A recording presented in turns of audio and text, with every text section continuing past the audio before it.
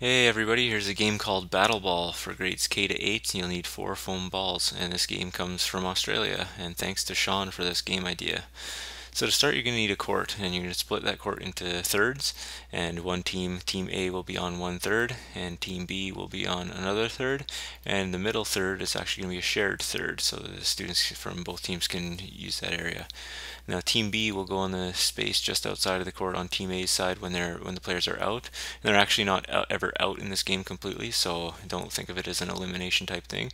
And Team A will of course go on the other side, outside of the court, from Team B's side when they're out.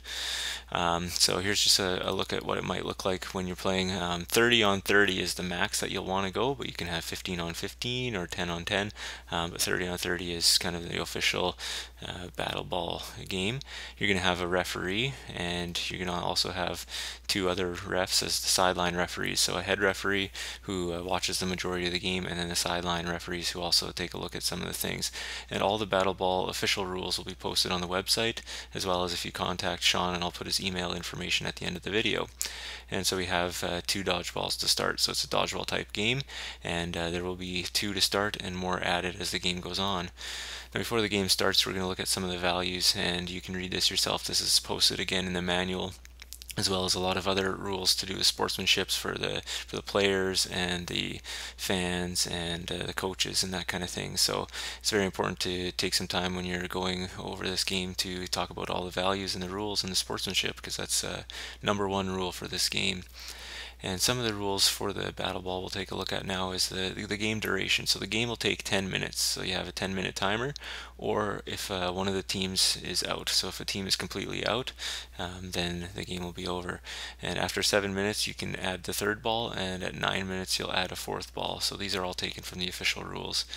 There's also a rule called the order off rule, where the referees will send players out, and there's different reasons the refs can automatically send players out, for foul language, rough play, breaking the rules, those kinds of things, unsportsmanlike behavior.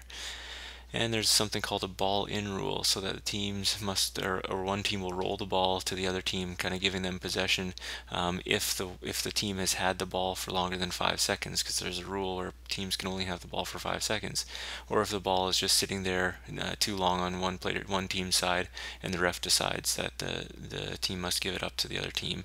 So this is again, it's a dodgeball type game with these rules put in place. Now, some of the rules about when players are out. So if a player is out in this game, if they are hit shoulders down, so if a ball gets them anywhere shoulders down, then they are out. And remember, they're not completely out, but what they'll do is they'll go to that area opposite from their side, outside of the boundary line by the other team. If a player throws a headshot, so if one team is throwing too high and they hit somebody else in the head, then that team, or that player who threw it, is out. Also, if a player is throwing at a really close range or unnecessarily hard, so if they're chucking it at a player in an unsportsmanlike way, then that player they'll be called out by the referee. If a player steps out of bounds or onto the other team's area, that's also out. If a player fumbles a thrown ball, if a player kicks a ball, or if a player disobeys the ref. So those are some of the main rules how a player is out. And of course, you can adjust these for a school purpose if you'd like, but I really do suggest taking a look at the actual official rules and put everything into play. And it sounds like a really awesome game to try out. I've personally never tried it out yet, but I'd like to take a look at it and see if I can manage it with one of my classes. A player is not out when a player is hit by a ball thrown by own team. So the friendly fire stuff, that doesn't matter. If you get hit by your own team, you're not out. If a player catches a ball that's thrown at them, so someone throws a ball and they catch it, then they're not out. If a player is hit in the head, they're not out, but actually the player that threw the ball, as we saw before, would be out. If a player fumbles or juggles a ball but doesn't let it hit the ground, then they're not out, so they can juggle it, and as long as they catch it before it hits the ground. Or if a player is hit by a ball but the thrower had crossed the line, so if the thrower is crossing over the line that they shouldn't, when the player gets hit, they're not out. So those are some of the rules. Again, you can look at the official manual at the end. So here's just a little animation. We see a green player had got hit, so that player would then leave the court and then go to the opposite side, and from there the player can still play the game, and if a ball gets to that player, they can try and throw it at one of the orange players to get them out, so they're never out. They're never technically officially out completely. So we see an orange player there got hit, and same thing, so they would go there, and once all players are along one of those edges, the game's over, or the 10-minute mark. That's essentially the basic idea.